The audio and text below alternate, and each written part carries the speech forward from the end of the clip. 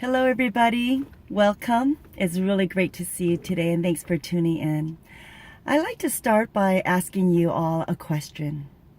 Why do you do the things that you do? There is a motivation, something that drives us to do the things we do. How we treat people, perhaps, how we work, how driven we are, or how lazy we can be, how we treat our family members, our friends, how we treat strangers. There's so many things in life that we do, and sometimes we don't even realize the way we are. And maybe it's time to do a little bit of self-reflection today. I love what Gene Scott says. And he says, everything in this world, he says, the society can't stand anything that is real. They are plastic. So therefore they want a plastic preacher or a plastic celebrity, etc. And they killed Christ just because he was real. How real are you today? It seems to be so hard to find anybody who are real these days. They may have hidden agendas or motivations. They may want to use us, manipulate us in certain ways for their own selfish benefit. And it's truly sad and unfortunate that is a reality. But today I wanted to talk a little bit about realness and humanity and just how this world, they try to divide us, the society, the government, the culture. There seems to be so many different groups and divisions among us, one way or another. We want to all take sides, or maybe even within our family. It's not fair. Why are you taking sides with your sister, your mom, your dad, whenever there seems to be some type of conflict or friction going on? Or even at work, there seems to be in groups, they don't agree with the management or the government. They can spread so many lies. And you wonder, what is fake news? What is real? Are you real? Am I real? It is so sad, and we can get so lost trying to search our way, living in this world of ours. But I'd like to share with what King Solomon says in Ecclesiastes. And he says, as an old person, as a man, this is King Solomon, the wisest man in this world. And he wrote the book of Proverbs, all about wisdom and all about all these teachings and guidelines and life. But then in his older age, he wrote the book of Ecclesiastes. And this is what he says in Ecclesiastes 12:8. Meaningless, meaningless, says the teacher. Everything is meaningless, with an exclamation mark. Wow, what does he mean by that? I'd like to share with you in Ecclesiastes 1:14. It says, I observed everything, every activity done on earth. My conclusion is all of it is pointless, like chasing after the wind. So again, I asked you the question, why do you do the things you do? What are you caught up into these days? Are you caught up into the social media? Are you caught up into being a workaholic? Are you caught up in some type of addiction or some type of a sin?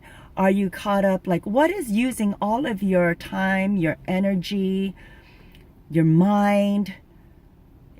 So many times we can get so derailed from our Christian walk with God as a believer. And the enemy comes to steal, kill, and to destroy us any way he can. He'll use any means he can. He knows our weaknesses. He knows us so well. But I'm here to tell you that Jesus knows you even better. For God created each and every one of us. He knows our DNA. He knows how we are wired. And he wants us to find our true realness in his son, Jesus Christ, as we live out in this world of ours, and just to enjoy the abundant life that Jesus came. He died on the cross for each and every one of us. And so many times in this world, we use so much of our time and energy, all for what? You know, sometimes the things we do can be very pointless. We get caught up, trying to be in a certain group. We get caught up on trying to make so much money, or try to, go up the corporate ladder and reach for success, reach for fame. There's so many people, the Hollywood, the celebrities, the politics, the churches. It seems like the more we hear about and we learn about who they are, corruption seems to be in the vocabulary of, sadly, of the different organizations. Corruption and power. They have so much money and they use and abuse people in their own selfish way. It's so ugly when you learn more and more about that. And it seems to be such a challenge to be real these days, just living in this world of ours. But I encourage all of us today to let us just represent who Christ is, who God is, and his love that indwells inside each and every one of us. As we stay focused and have God as a priority in fellowship and union with him each and every day, he gives us that amazing love, that joy that we can live out each and every day in true realness with all fulfillment and reward in our heart. And I'd like to share with you what it says in Hebrews. It says, we have this hope as an anchor for the soul, firm and secure. It enters the inner sanctuary behind the curtain, where our forerunner Jesus has entered on our behalf. So we have a hope as an anchor for our soul, firm and secure, and that is all about Jesus. Sometimes in the outer court, we feel like we need to do things the outside in order to enter into Jesus' kingdom. But already Jesus was a forerunner. He died on the cross, and we already are inside the inner court of his sanctuary. And that is over and beyond beautiful. And I'd like to encourage you that whatever you're doing today, just see it as it is valuable. And we go through all the different seasons and times in our life for a reason, for us to enjoy, for us to build up good relationship, just so we can spread the gospel to others, so there may be light and hope continuously in this world. And we all have our own purpose in our own generation. But I'd like to leave you with this. Love is the answer. Everything else that we do, like King Solomon says, is just meaningless. But let us hold and grasp onto Jesus, for he is all about love.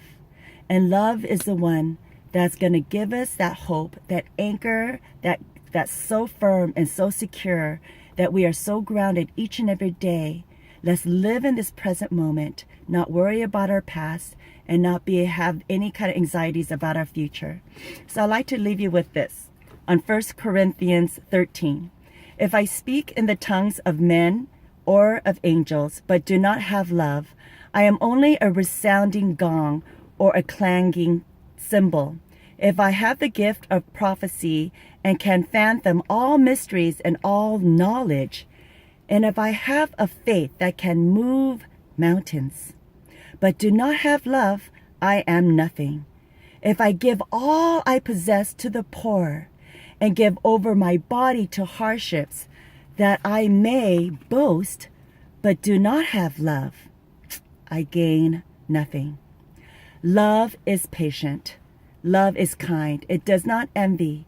It does not boast. It is not proud. It does not dishonor others. It is not self-seeking.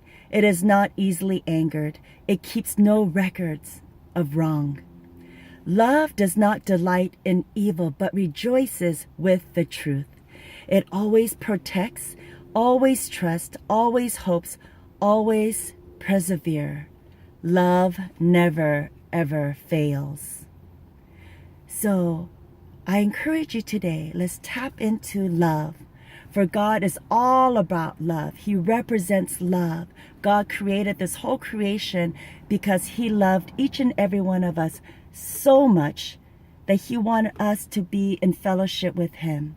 He wants us to know Him and to grow in that love relationship with Him. So we get so caught up into doing so many things in this world, but let's get caught up today in God's love and hold on to His hope, His truth that anchors our soul and keeps us having a good footing on the ground. For God is all about hope. And wherever you are today, if you're in a bad place, struggling with something that only God knows, give it to God today. Cast all your burdens in prayer. He will take care of you. He'll give you His light, His hope, His comfort, and He'll give you His warm embrace, full of His love. So with love, it never, ever fails. God bless you. And I hope something I said encouraged your heart and that you may be able to move forward and not get so caught up into the plastic world that we live in, but to find the realness within. And only through Christ, when we're aligned with God's will, we're able to do that. God bless you. I'll see you next week. Goodbye.